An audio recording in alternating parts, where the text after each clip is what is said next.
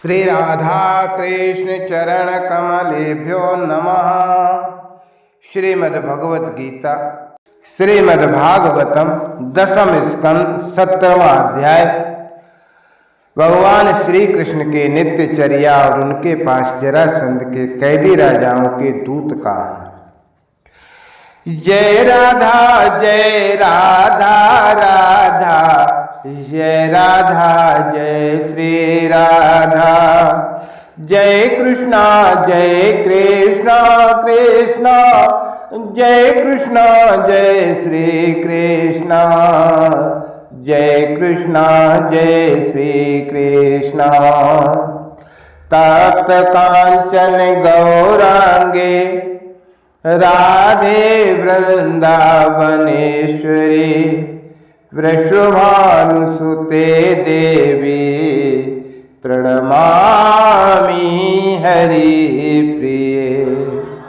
राधा रासेश्वरी रासवासिनी रसिकेश्वरी। कृष्ण प्राणाधिका कृष्ण प्रिया कृष्ण स्वरूपणी।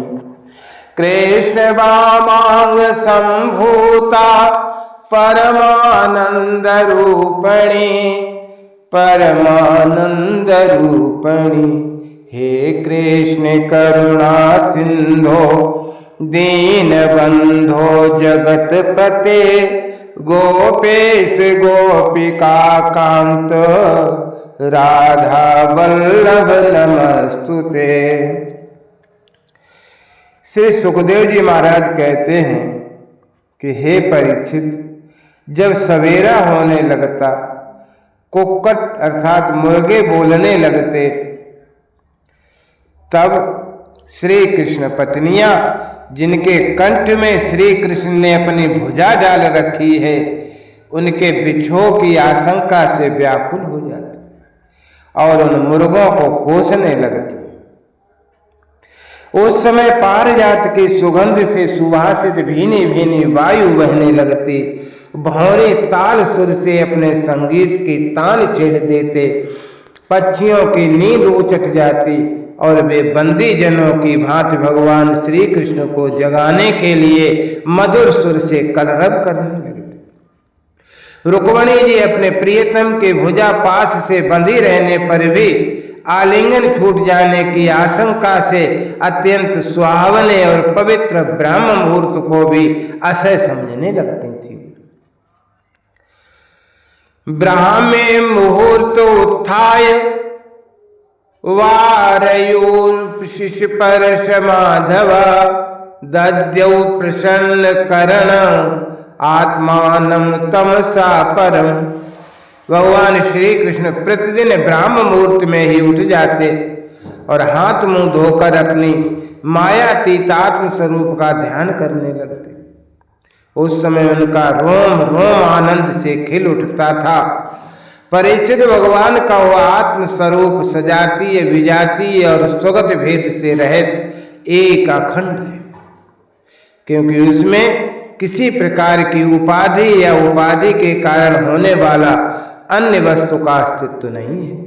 और यही कारण है कि वह अविनाशी सत्य है। जैसे चंद्रमा सूर्य आदि नेत्र इंद्रिय के द्वारा और नेत्र इंद्रिय चंद्रमा सूर्य आदि के द्वारा प्रकाशित होती है, वैसे ही वह आत्म स्वरूप दूसरे के द्वारा प्रकाशित नहीं, स्वयं प्रकाश है। इसका कारण यह है कि अपने स्वरूप में ही सदा सर्वदा और काल की सीमा के परे भी एक रस स्थित रहने के कारण अविद्या उसका स्पर्श भी नहीं कर सकती। इसी से प्रकाश से प्रकाशक भाव उसमें नहीं है।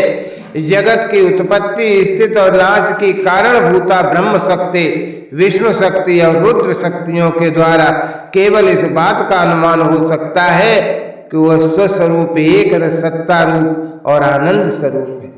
उसी को समझाने के लिए ब्रह्म नाम से कहा जाता है। भगवान श्री कृष्ण अपने उसी आत्म स्वरूप का प्रतिदिन ध्यान करते। इसके बाद वे विधि पूर्वक निर्मल और पवित्र जल में स्नान करते, फिर शुद्ध धोती पहनकर दुपट्टा ओढ़कर यथाविधि नित्य कर्म संध्या वंदन आदि करते। इसके बाद हवन करते और मौन होकर गायत्री का जप करते। क्यों न हो, वे सत्पुरुषों के पात्र आदर्श जो हैं। उसके बाद सूर्योदय होने के समय सूर्योपस्थान करते और अपने कला स्वरूप देवता, ऋषि तथा पितरों का तर्पण करते। फिर कुल के बड़े बूढ़ों और ब्राह्मणों की विधि पूर्वक पूजा करते। इसके बाद परम मनुष्य श्री कृष्ण दुधारू पहल ब्याई हुई बछड़ों वाली सीधी शांत गौओं का दान करते। उस समय उन्हें सुंदर वस्त्र और मोतियों की माला पहना दी जाती, सींगों में सोना मढ़ दिया जाता, खुरों में चांदी मढ़ दी जाती। वे ब्राह्मणों को वस्त्राभूषणों से सुसज्जित करके रेशमी वस्त्र, मृग चर्म और तिल के साथ प्रतिदिन 13,084 गौएं इस प्रकार दान करते थे। तदनंतर अपनी विभूत रूप गौ, ब्राह्मण, देवता, कुल के बड़े बूढ़े, गुरुजन और समस्त प्राणियों को प्रणाम करके मांगलिक वस्तुओं का स्पर्श करते। परीक्षित, यद्य भगवान के शरीर का सहज सौंदर्य ही मनुष्य लोक का अलंकार है, फिर भी वे अपने पीतांबर आदि दिव्य वस्त्र, कौस्तव आदि आभूषण, पुष्पों के हार, चंदन आदि दिव्य अंगराग से अपने को विभूषित करते। इसके बाद वे घी और दर्पण में अपना मुखारविंद देखते। गाय, बैल, ब्राह्मण और देव प्रतिमाओं का दर्शन करते। फिर पुरवासी और अंतःपुर में रहने वाले चारों वर्णों के लोगों की अभिलाषाएं पूर्ण करते और फिर अपनी अन्य ग्रामवासी प्रजा की कामना पूर्ति करके उसे संतुष्ट करते हुए और इन सबको प्रसन्न देखकर स्वयं बहुत ही आनंदित होते। वे पुष्पमाला, तांबूल, चंदन और अंगराग आदि वस्तुओं पहले ब्राह्मण, स्वजन संबंधी, मंत्री और रानियों को बांट देते और उनसे बची हुई स्वयं अपने काम में लाते। भगवान ये सब करते होते तब तक दारुक नाम का सारथी सुग्रीव आदि घोड़ों से जुता हुआ अत्यंत अद्भुत रथ ले आता और प्रणाम करके भगवान के सामने खड़ा हो जाता। इसके बाद भगवान श्री कृष्ण सात्विकी और उद्धव जी के साथ अपने हाथ से सारथी का हाथ पकड़कर रथ पर सवार होते, ठीक वैसे ही जैसे भुवन भास्कर भगवान सूर्य उदयाचल पर आरूढ़ होते हैं। उस समय रनिवास की स्त्रियां लज्जा और प्रेम से भरी चितवन से उन्हें निहारने लगती और बड़े कष्ट से उन्हें विदा करती। भगवान मुस्कुरा कर उनके चित्त को चुराते हुए महल से निकलते। परीक्षित, तदनंतर भगवान श्री कृष्ण समस्त यदुवंशियों के साथ सुधर्मा नाम की सभा में प्रवेश करते। उस सभा की ऐसी महिमा है कि जो लोग उस सभा में जा बैठते हैं उन्हें भूख, प्यास, शोक, मोह और जरा, मृत्यु ये 6 ऊर्मियां नहीं सताती। इस प्रकार भगवान श्री कृष्ण सब रानियों से अलग अलग विदा होकर फिर एक ही रूप में सुधर्मा सभा में प्रवेश करते और वहां जाकर श्रेष्ठ सिंहासन पर विराज जाते। उनकी अंग कांति से दिशाएं प्रकाशित होती रहती। उस समय यदुवंशी वीरों के बीच में यदुवंश शिरोमणि भगवान श्री कृष्ण की ऐसी शोभा होती जैसे आकाश में तारों से घिरे हुए चंद्रदेव शोभायमान होते। परीक्षित, सभा में विदूषक लोग विभिन्न प्रकार के हास्य विनोद से, नटाचार्य अभिनय से और नर्तकियां कलापूर्ण नृत्यों से अलग अलग अपनी टोलियों के साथ भगवान की सेवा करती। उस समय मृदंग, वीणा, पखावज, बांसुरी, झांझ और शंख बजने लगते। सूत, मागध, बंदी जन नाचते गाते भगवान की स्तुति करते। कोई कोई व्याख्या कुशल ब्राह्मण वहां बैठकर वेद मंत्रों की व्याख्या करते और कोई पूर्वकालीन पवित्र कीर्तन नरपतियों के चरित्र कहकर सुनाते। एक दिन की बात है, तत्रैका पुरुषो राजन नागतो पूर्व दर्शन विज्ञापितो भगवते प्रीतिहारहि प्रवेशिता। एक दिन की बात है, द्वारकापुरी में राजसभा के द्वार पर एक नया मनुष्य आया। द्वारपालों ने भगवान को उसके आने की सूचना देकर उसे सभा भवन में उपस्थित किया। सा नमस्कृत्य कृष्णाय परेशाय कृतांजलि राज्ञामावेदयद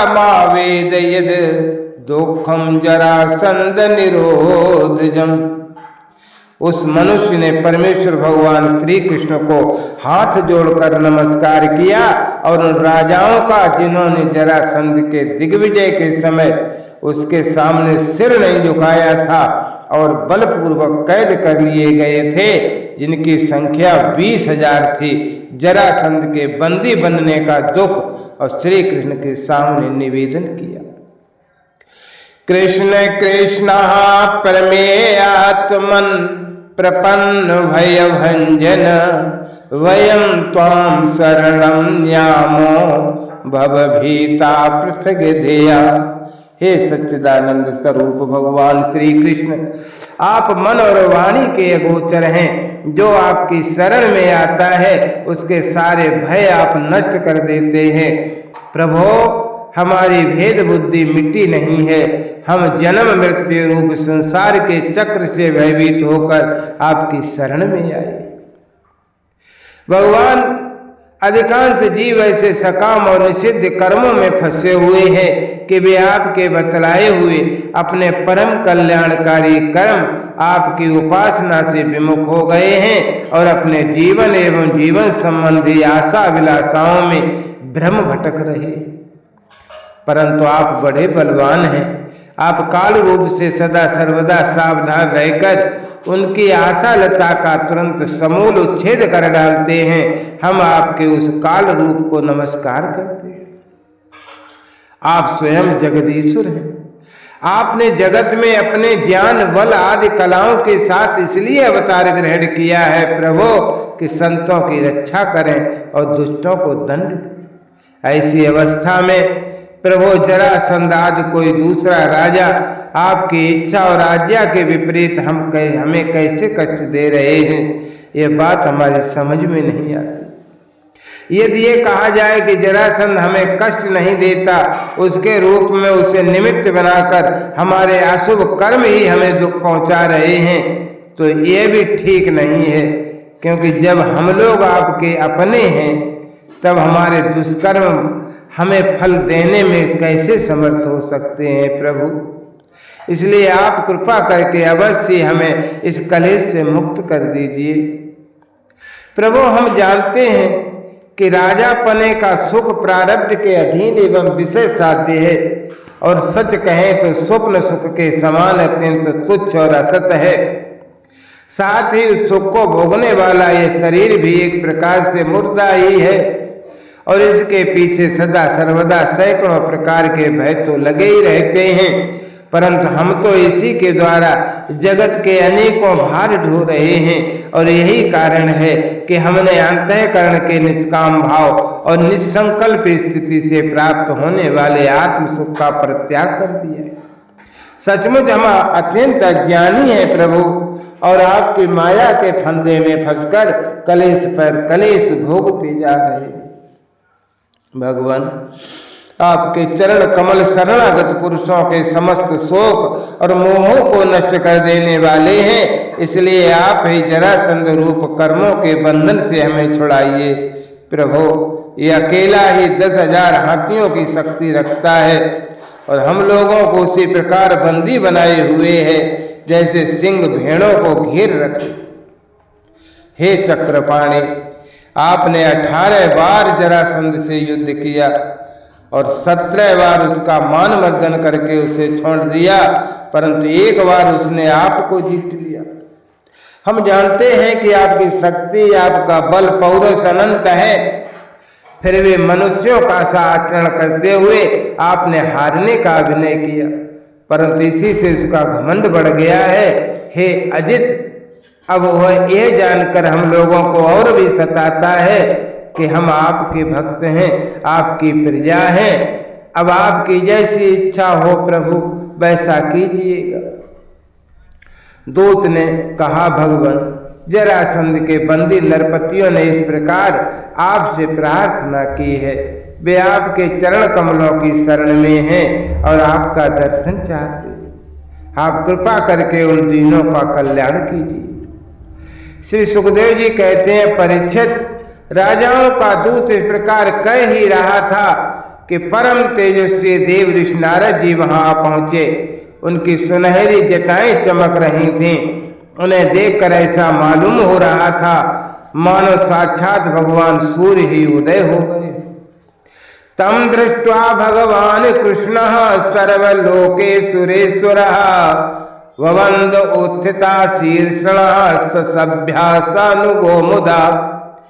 ब्रह्मा आदि समस्त लोकपालों के एकमात्र स्वामी भगवान श्री कृष्ण ने देखते ही सभासदों और सेवकों के साथ हर्षित होकर उठ खड़े हुए और सिर झुकाकर उनकी वंदना करने लगे। जब देव ऋषि नारद आसन स्वीकार करके बैठ गए तब भगवान ने उनकी विधि पूर्वक पूजा की और अपनी श्रद्धा से उनको संतुष्ट करते हुए मधुर वाणी में बोले, अपिस्वदध्य लोकानां त्रयाणां कुतो भयं ननु भूयान भगवतो लोकान पर्यटतो गुणः। हे देव ऋषि, इस समय तीनों लोकों में कुशल मंगल तो है न। आप तीनों लोकों में विचरण करते रहते हैं, इससे हमें यह बहुत बड़ा लाभ है कि घर बैठे सबका समाचार मिल जाता है। ईश्वर के द्वारा रचे हुए तीनों लोकों में ऐसी कोई बात नहीं है जिसे आप न जानते हो।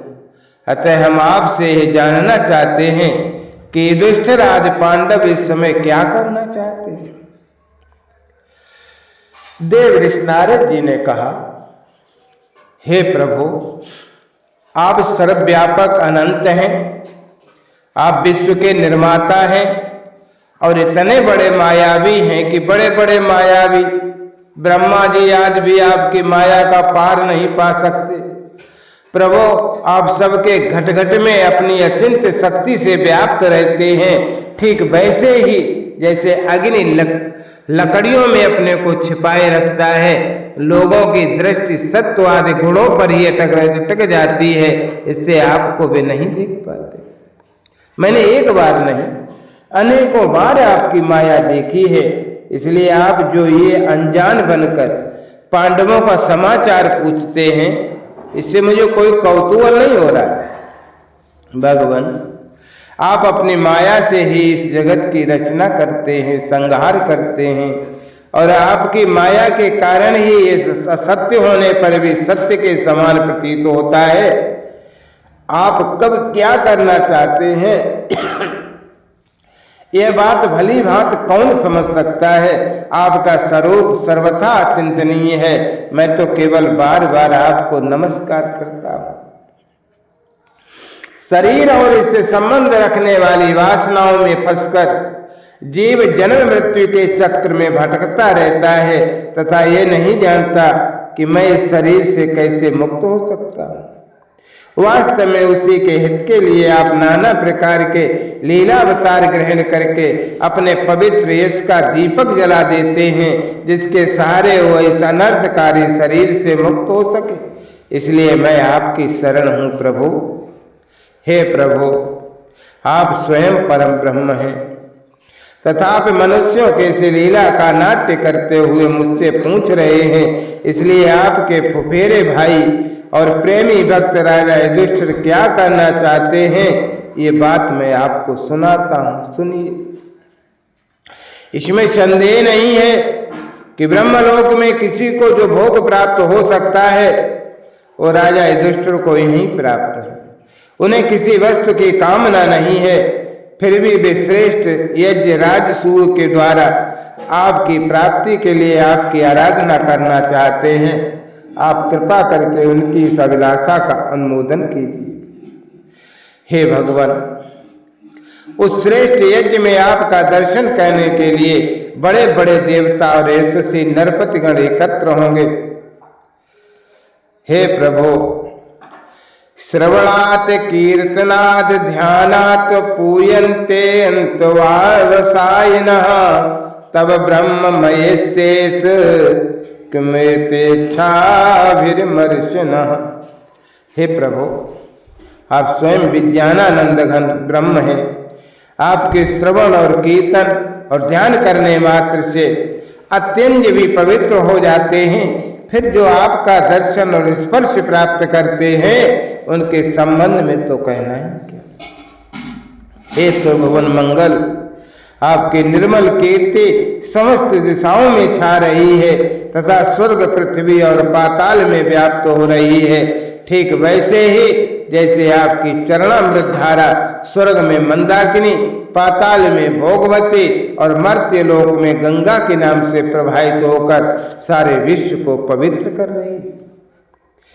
श्री सुखदेव जी कहने लगे, परीक्षित, सभा में जितने यदुवंशी बैठे थे वे सब इस बात के लिए अत्यंत उत्सुक हो रहे थे कि पहले जरासंध पर चढ़ाई करके उसे जीत लिया जाए। अतः उन्हें नारद जी की बात पसंद न आई। तब ब्रह्मा आदि के शासक भगवान श्री कृष्ण ने तनिक मुस्कुराकर बड़ी मीठी वाणी में उद्धव जी से कहा। श्री भगवान उवाच, त्वम ही न परमं चक्षो सुहर्णमन्तार्थ तत्त्ववित् तत्तात्र ब्रूय नुष्ठेयं श्रद्धमा करवाम तत्। भगवान श्री कृष्ण ने कहा, उद्धव, तुम मेरे हितैषी सुहृद हो, शुभ सम्मत देने वाले हो और कार्य के तत्व को भली भांति समझने वाले हो, इसलिए हम तुम्हें अपना उत्तम नेत्र मानते हैं। अब तुम ही बताओ कि इस विषय में हमें क्या करना चाहिए। तुम्हारी बात पर हमारी श्रद्धा है, इसलिए हम तुम्हारी सलाह के अनुसार ही काम करेंगे। जब उद्धव जी ने देखा कि भगवान श्री कृष्ण सर्वज्ञ होने पर भी अनजान की तरह सलाह पूछ रहे हैं, तब वे उनकी आज्ञा शिरोधारी करके बोले। यहीं पर ये 17वां अध्याय संपन्न होता है। इति श्रीमद्भागवते महापुराणे पारमहंस्यां संहितायां दशम स्कंदे उत्तरार्धे भगवान विचारे 7वां अध्याय। जय राधा जय राधा राधा जय राधा जय श्री राधा जय कृष्ण कृष्ण जय कृष्ण जय श्री कृष्ण जय कृष्ण जय श्री कृष्ण जय कृष्ण जय श्री कृष्ण।